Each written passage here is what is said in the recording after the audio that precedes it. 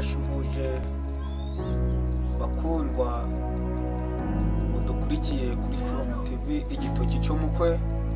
Twishimiye kuje tubagezaho ijambo ry'Imana. Kaba nitwa amazina Hakizimana Bosco, igitoki cyo mukwe. Kaba ndi kumwe hano n'umukozi w'Imana, reka bibwire. Nitwa Barijoro n'uwariraye Sipiriye. Kaba ndi kumwe n'umukozi w'Imana, tukaba twifuje kuja tubagezaho ijambo ry'Imana. Ijambo ry'Imana ku buryo twaje turibagezaho tukasobanura ubusobanuro bwo muri Bibiliya. Kaba muja mubikurikira mu gitoki cyo mukwe.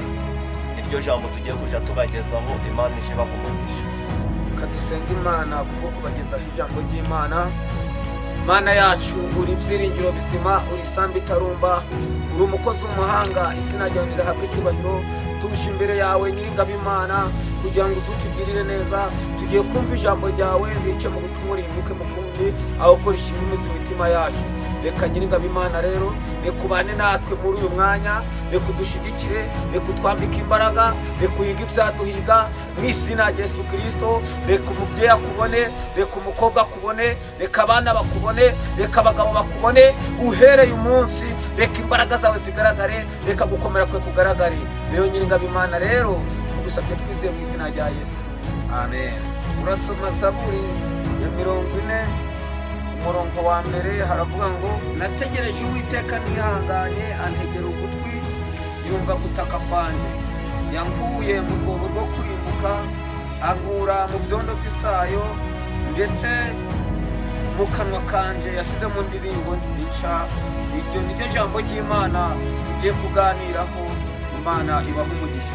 Azana ijambo rivuga ngo ceceka mu kigeragezo urimo, Imana izigutabara.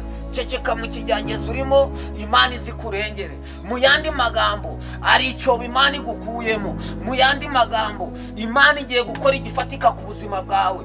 Byaranze urakora biranga, ariko uhereye umunsi akira imbaraga z'Imana, akira ubutwari bw'Imana. Ye wa mubyeyi we, ye wa mukobwa we, ceceka mu kigeragezo urimo, Imana izikurengere, Imana izikurwanire, Imana izikubere ku rugamba mu izina ryande, mu izina rya Yesu Kristo. Zonenenge yatoteze nevo uhereye umunsi akira ubutabazi bw'Imana, akira kurengerwa n'Imana. Mu yandi magambo surprise ari icyo Imana igiye gukora mu ruhande rwawe. Uri imisozi, urira kanyarira, urira ndabirambiwe, urira songa. Mu yandi magambo ubura igisubizo, urahamagara habura uwakwitaba, habura uwakumva. Mu yandi magambo uhereye umunsi akira ubutabazi bw'Imana, akira kurengerwa n'Imana. Mu yandi magambo ye wa mubyeyi we, ye wa mukobwa we, ceceka mu kigeragezo urimo, Imana izigutabare. Mu yandi magambo ari ibyo Imana igiye guhishura ku buzima bwawe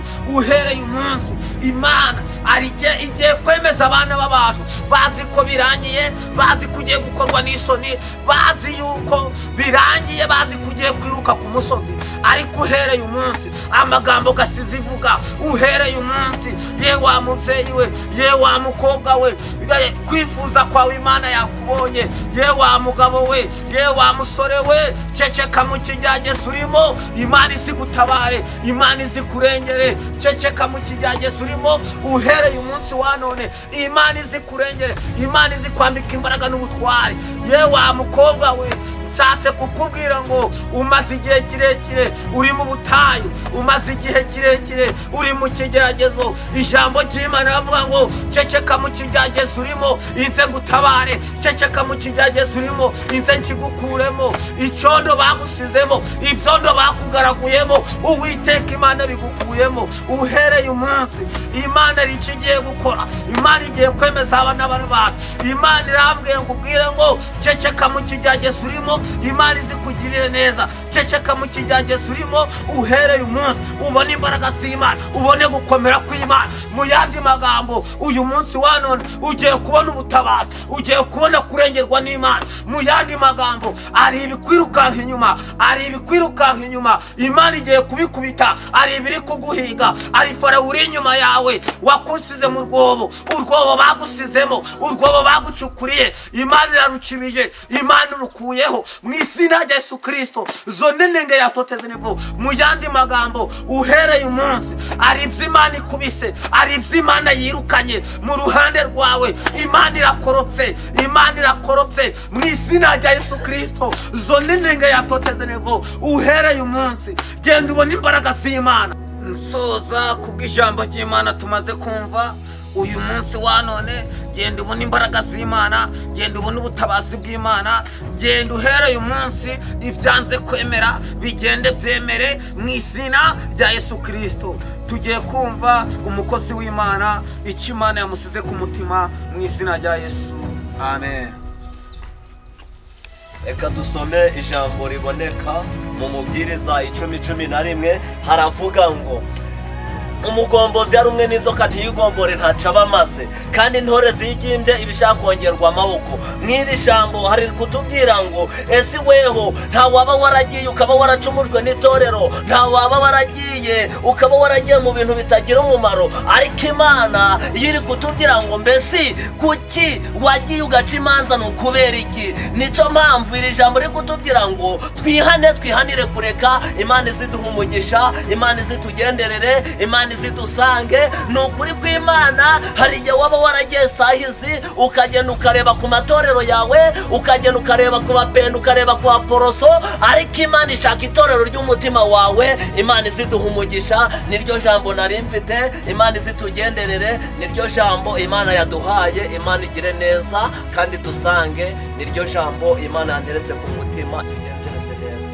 Turi mu gusoza kubw'ijambo ry'Imana umukozi w'Imana amaze kutugezaho, reka asengera abantu ibyifuzo ku bantu badukurikiye kuri Forum TV Igitoki cy'Umukwe.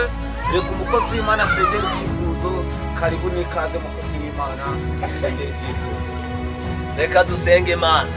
Mana yacu, uri umugabo turakwemera, uri isambi itarumba, uri igiti cy'inganzamarumbu. Mwami Imana waravuze ngo data mwiza ngo uri Alufa uri Omega, uri itanyo kandi ukaba n'iherezo. Reka izi sangata mwiza urukubane natwe, reka uzenyaho izi ngizi ugire icyo ukora, uhindura amateka, uzuturwanirire, ugere mu ruhande rwacu. Izina rye rihabwe icyubahiro. Ngo reka uganze, reka uzutegeke, tubisabye twizeye mu izina rya Yesu Kristo umwami Imana yacu, amen.